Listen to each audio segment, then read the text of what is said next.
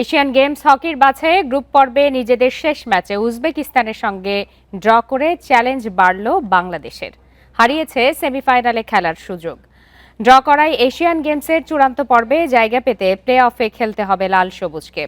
4 দলের গ্রুপে 3 ম্যাচ থেকে 4 পয়েন্ট অর্জন আশরাফুলদের। পয়েন্ট সমান হলেও গোল ব্যবধানে এগিয়ে থাকায় সেমিফাইনালে খেলবে উজবেকিস্তান। চাইনিজ তাইপেকে 4-3 গোলে হারিয়ে বাছাই পর্ব শুরু করে বাংলাদেশ। এরপর শ্রীলঙ্কার কাছে হার। 200-র বেশি সার্ভিস ও ফিচারে লেনদেনের সব বিকাশ অ্যাপে সম্ভব। শেষ ম্যাচে উজবেকিস্তানের সঙ্গে 1-1 গোলে ড্র করাই বিপত্তি। বৃহস্পতিবার এ গ্রুপের চতুর্থ স্থানে থাকা দলের বিপক্ষে প্লে অফ খেলবে বাংলাদেশ। এখনও ঠিক হয়নি প্রতিপক্ষ। প্লে অফে জিতলেই জাপানে অনুষ্ঠেয় চূড়ান্ত পর্বে খেলা নিশ্চিত হবে।